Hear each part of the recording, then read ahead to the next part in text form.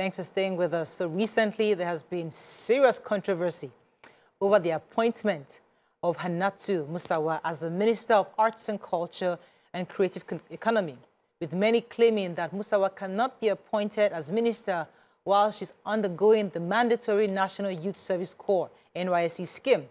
What are your own thoughts on this? You can call us on 08107641679, 09024163440. You can also tweet to us at TVC Connect, please, hashtag YourViewTVC, so we can read your tweets. All right, so as I said, usually this is a conversation many Nigerians have been having on social media for the past few days. And one of the things that we like about this show is that this show opens lines for Nigerians to call in to share their own views on this matter. And we'd like to hear your thoughts, especially because there are various parts of this conversation. According to the initial report that was released that Madam Hannatu had not concluded her NYSC. And there was a report that allegedly came from her saying that, acknowledging indeed that she had only done 8 months and she had about 4 months to go, that she had initially started back in 2021 and was posted to Ebonyi State where she didn't conclude her NYSC. However, last year she decided to go back and complete her NYSC. But now the update is that she has denied releasing that statement, saying that it wasn't from her. And therefore, and also another lawyers are now saying there are two issues here. Some are saying there's an NYSC Act that completely insists that every Nigerian under 30 who graduates under 30 must at least finish up with the NYSC certificate. The only time you're not entitled to have an NYSC certificate is if you graduate after 30 years old.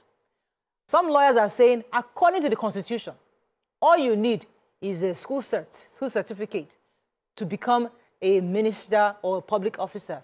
Now, which one outweighs which? We would ordinarily say it's Constitution, but others are saying everybody has to follow the NYSC Act. So what are your own thoughts on this? That's the real conversation. And should she be disqualified, or should she be allowed to complete her, to continue as minister, as appointed? Call us on the numbers on your screen. We'd love to hear from you. So, what are your thoughts? This is an interesting conversation because Nigerians have been talking about it and asking for either for her to step down or at least put on hold while she finishes. What's your own view on this? I feel I would not disregard the laws of the land. The reason we have laws is so that we can put a bit of check and balance. But I would not want us to be taking the laws and have no human feeling or understanding that with the problems we have as a country, competence and ability to fulfill the job is more important than documentations that are affiliated to it. If the information is she lied about something, if the information was that she was dishonest about information that was released, then I can understand. If this information came out before the screening or during the screening or at some point before she was sworn in, then I can understand. But at this point, she has gone through the pre-screening, she has gone through Senate screening, she has been sworn in, then the information conveniently came out. I'm wondering, okay, please, let's get our eyes focused on what is most important to us as a nation. She has a job that she's been given right now. Let her do it. If a position is illegal, take it to court. Let's stop media trial. We find it easy to defame somebody in the media, pick up a story and just say whatever I want to say just to see how we can cause katakata and rough fights there. There's no need. If she's illegal in what she's doing, if she has been dishonest in any of her information, take it to court and let the courts do what they are meant to do. If not, can we just move on? The country has a lot more problem than for us to be fighting about somebody went to serve, the person not go to serve, there is some issue or the other. And it also calls to question this investigation, this clearance that we do before the president gets to pick a minister. Because if the president had a team clear her before becoming nominated, that team needs to look into the matter. So that's an interesting part, because I like that part you took us to before she even got to the screening point. We'll come to that in a moment, because the truth is that who screened and what were they screening exactly for? We'll come to that, but let me hear your initial thoughts about this. When I saw this story, the first thing that came to my mind was how it is that sometimes we do not know the importance of getting our acts together and putting our documents together before the big day. So sometimes we will think that, NYSC, is it not WAEC certificate? And we think that, especially for entrepreneurs that would naturally think that I don't need any certificate, I can sort myself out.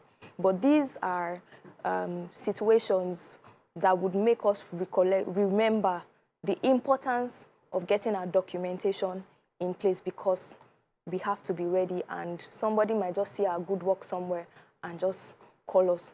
Now, an article on Premium Times says that she was actually nominated also for an appointment by PENCOM in 2020, but she was disqualified also because she couldn't get her NYSC certificate, and that was in 2020.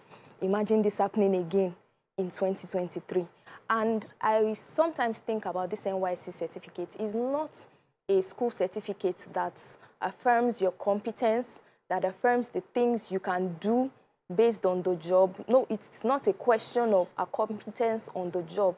It is just because it is a process that Nigeria requires for individuals. So, like Tokwe said, if it is not so necessary for our next step, it's not a question of competence. I think she can. So the convention therefore is that who determines what is necessary, because the law requires it. And then the issue of deception. So the deception here, or the possible deception, according to this Premium Times also, is the fact that her lawyers had claimed, according to Premium Times, that she had completed her National Youth Service back in 2003 and should be issued the withheld certificate. However, NYSC claimed she had absconded midway into her service after, and they'll be going back and forth with her on the issue of these NYSC certificates. And according to them, Ms. Musawa then opted to be remobilized to serve out whatever period of time NYSC believes is outstanding for her. And then, so they were going to actually sue NYSC on the matter. This was back then. However, the issue of deception, who deceived who? Now, was it, did her lawyer say, as you are being screened, don't say anything about NYSC certificate, or tell them you have it? Because according to what Premium Times is saying here, her lawyers are claiming that she had finished in 2003. Or DSS, who had screened her, did they do an effective job? If they did not, who else did they not do an effective job on, as the ministers have been appointed? The issue, therefore, is that on what grounds, therefore, can we say she's allowed to retain her position as minister? Is it according to the constitution of the land, or or she's going to be working against the NYSC Act, which insists? So that's with the conversation here. Yes, nobody's saying she's not competent, because for the president to have nominated her, competence is not the issue. Okay. Are we going to be cherry-picking what we allow? Because that's the problem with our democracy. We do party arrangements, and then we say, oh, you know what, she's a nice girl, she's from, she's competent, the law says this, but, we now decide when we want to agree with the constitution or not agree with the constitution. But there are grey areas with the law. That's why, when I say that, there are when I say grey areas, that's why we have a court to interpret the constitution. You can take the constitution and say, this constitution, this line does not appeal to me, or should not be affect me. And your lawyers will take it to court, and they would get to court and be able to say that, okay, actually, when interpreting this particular one, based on ABCD, she gets to get free. That's why there's a Supreme Court. The Supreme Court will tell us how the law should be interpreted. It does not mean it is illegal. But what we are seeing going on right now is that Nigerians have turned themselves to judge and jury. They are prosecuting the case. They are sentencing her to stepping down and resign. No, there's a process. Because if we want to hold people accountable, people will hold accountable for her becoming a minister. There are plenty. Exactly. We'll hold the president accountable. We'll hold his team the team that nominated him, the president's team that did the first vetting before he got to the Senate. We will hold all the senators accountable. That did you not go through and investigate in any form? So, there are many people that we can blame on this issue that has now become a problem for us. Or we can decide to say we are waiting for what the rule of law would be. Because some lawyers will tell you, and we've had cases that things are in the law. The lawyer will say that, no, the subsection of this one counters this part of the law. There are many things about the law that counters each other. So it's subject to interpretation. I feel that this woman has been under a lot of drama from the get-go. Yes. And okay, I just going back to the issue of deception, because going back, you talked about her when she was appointed for PEMCON. Now, according to Premium Times, and this is why I'm talking about the issue of deception, according to Premium Times, in preparing for her screening back in 2020, she had written the NYSC through the Kaduna State Coordinator asking for the replacement of her NYSC certificate. According to her, her certificate was burnt in an inferno that raised at Asokoro House in 2019, as according to the letter. So, according to her letter, dated said last year on September 14, 2019, at approximately 5:52, a fire broke out in my house at the address. Many of my documents were lost in the fire, including NYSC certificate. That was what she wrote in that letter. But the Kaduna State NYSC searched for Ms. Musawa's records in its certificate insurance register and did not find any matching information. So the state coordinator, Isa Wana, forwarded to Ms. Musawa's request to the court in Abuja to verify if indeed they. So my point is that at that moment, it was like, oh, I had it, it got burnt. Yeah. Please replace. And like, sorry. That's not the conversation we're having now. What we're having now, because what they're trying to do is dig up. It's like when you go to the past to raise issues. Wait, you're not understanding me. Understand what I'm saying. This happened in 2020, where, according to her, but what we are hearing now is that she did not complete it. Yes. But the article even went on to say later that they found it, that they found the certificate. But just that because she had put up a letter saying that it was burnt, the report was that she actually didn't collect it before. So there's a lot of hidden stories. Yes. But here's the thing. This story was based on her appointment that did not go through with PENCOM. And that appointment did not go through because they could not get the certificate because it was a requirement for ministerial appointment. The certificate of NYSC was not a requirement. If not, they would have been asked to submit it. It wasn't submitted, obviously. If she submitted a fake certificate, there's deception. This is for PENCOM. Ministerial appointment is different. Sometimes we try to lump it together. We are going to be getting, if they take it to court, they would say it's a different situation.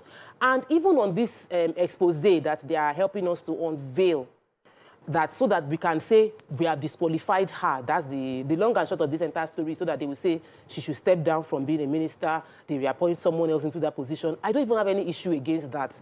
But I feel like if you want to come against, if you believe that somebody's appointment has loopholes, let's go about it the right way. Don't leak it to the media, and then you start feeding information to the media to paint somebody. And you know what this thing happened is whenever you Google, you know, last 2 weeks ago, I mentioned that if you Google her name, you will see her crying.